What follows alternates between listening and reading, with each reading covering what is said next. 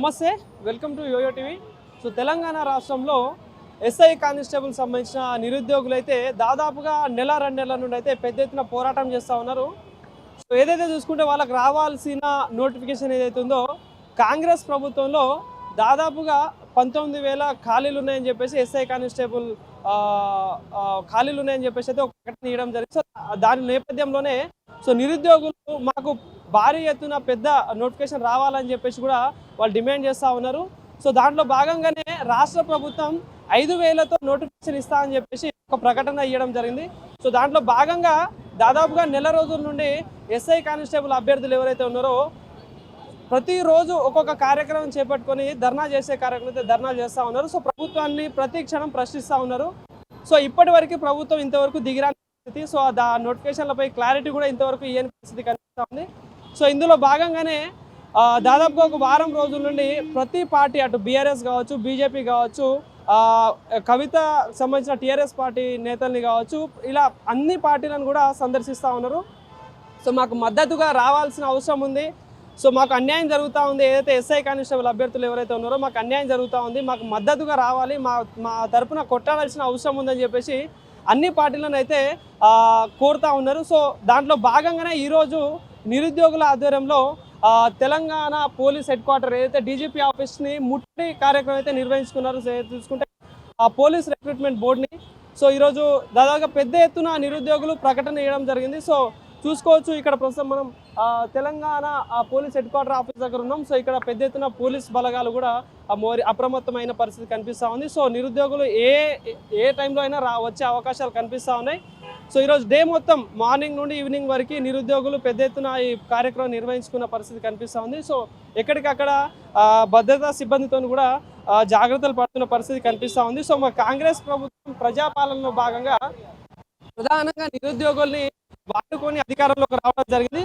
So దాంట్లో బాగా కాంగ్రెస్ ప్రభుత్వం మాకు హామీ ఇచ్చింది, 2 లక్షల ఉద్యోగాలు కావచ్చు, జాబ్ క్యాలెండర్ కావచ్చు, 100 రోజుల్లో ఇస్తా అని చెప్పడం జరిగింది. సో ఇప్పటివరకు కేవలం 15-16 వేల ఉద్యోగాల నోటిఫికేషన్లు వచ్చాయి, కానీ ఇంతవరకు ఒక్క నోటిఫికేషన్ రాలేదంటూ కూడా ప్రతి క్షణం ప్రతిరోజు కూడా ఉన్నారు నిరుద్యోగులు. సో మరి ఒక పక్క ఏమో ప్రభుత్వం 70,000 ఉద్యోగాలు ఇచ్చినాం, 80,000 ఉద్యోగాలు ఇచ్చినాం అని చెప్తా ఉంది, కానీ నిరుద్యోగులు ఉద్యోగాలే రావట్లేదు, కాంగ్రెస్ ప్రభుత్వం మమ్మల్ని అధికారం కోసం వాడుకొని మమ్మల్ని మోసం చేస్తూ ఉందని చెప్పేసి ప్రతిరోజు ధర్నాలు కావచ్చు, ఏదో ఒక రకంగా నిరసన తెలిపే ప్రయత్నం చేస్తూ ఉన్నారు. సో మరి ఎందుకు ప్రభుత్వం ఇంత నిర్లక్ష్యం వహిస్తూ ఉంది? ఒక పక్క 19,000 ఖాళీ పోస్టులు ఉన్నాయని చెప్పేసి కూడా రాష్ట్రానికి సంబంధించిన డీజీపీ వెల్లడించడం జరిగింది. సో అయినా కూడా మరి రాష్ట్ర ప్రభుత్వం నోటిఫికేషన్లు ఇచ్చేటట్టయితే కనిపిస్తలేదు. కానీ నిరుద్యోగులు కంపల్సరీ 1 సంవత్సరం ఆగినా పర్లేదు, కానీ మాకు నోటిఫికేషన్ ఇవ్వాల్సిందే, 10,000కు పైన భారీ నోటిఫికేషన్ ఇవ్వాల్సిన అవసరం ఉందని చెప్పేసి నిరుద్యోగులు ప్రతిరోజు డిమాండ్ చేస్తూ ఉన్నారు. సో మరి దీనికి సంబంధించి ప్రభుత్వం ఎలాంటి నిర్ణయం తీసుకుంటో వేచి చూడాల్సిన అవసరం ఉంది. సో మరి ప్రస్తుతం తెలంగాణ హెడ్ క్వార్టర్ దగ్గర ఉన్నాం, పోలీస్ హెడ్ క్వార్టర్ దగ్గర ఉన్నాం. సో మరి నిరుద్యోగులు ఏ క్షణమైనా వచ్చే ఛాన్స్ కనిపిస్తూ ఉంది. సో మరి వాళ్ళు వచ్చిన తర్వాత మరి వాళ్ళని అరెస్ట్ చేస్తారా, వాళ్ళ మీద కేసులు పెడతారా, ఎఫ్ఐఆర్లు చేస్తారా అనే అంశం కూడా వేచి చూడాల్సిన అవసరం ఉంది. సో వచ్చే అవకాశాలు అయితే కనిపిస్తూ ఉన్నాయి. సో వేచి చూద్దాం మరి.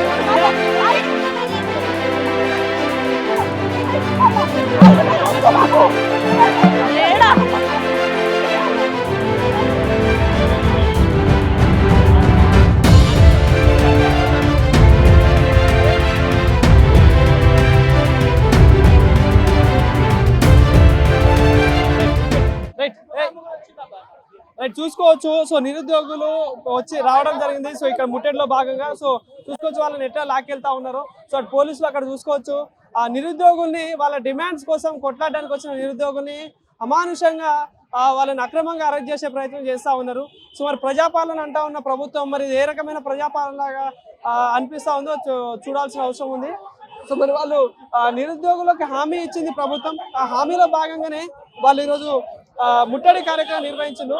సో మరి ముట్టడి పిలుపునిచ్చిన నిరుద్యోగుల్ని ఎలా లాక్కెళ్తా ఉన్నారో చూడాల్సిన పరిస్థితి కనిపిస్తా ఉంది. సో మరి కాంగ్రెస్ ప్రభుత్వం 20,000 ఖాళీలు ఉన్నాయని చెప్పేసి ఒక పక్క రాష్ట్ర టీజేపీ చెప్తున్న పరిస్థితి కనిపిస్తా ఉంది. కానీ మరి ఇటు రాష్ట్రపతి ఎందుకు మరి దీనిపై ఒక క్లారిటీ ఇవ్వడం కావచ్చు, కానీ వీళ్ళకు ఒక క్లియర్ ఇన్ఫర్మేషన్ ఇచ్చడానికి ఎందుకు ముందుకు రావట్లేదు అనే ఆ విషయం అయితే ఆలోచించాల్సిన అవసరం ఉంది. సో మరి నిరుద్యోగులు ఇంత ధర్నాలు చేస్తా ఉన్నా, ఇంత ప్రొటెస్ట్ చేస్తా ఉన్నా, మరి ప్రభుత్వం ఎందుకు దిగి రావట్లేదు, వీళ్ళకి ఎందుకు న్యాయం చేయట్లేదు అనేది కూడా ఇక్కడ ఆలోచించాల్సిన అవసరం కనిపిస్తా ఉంది.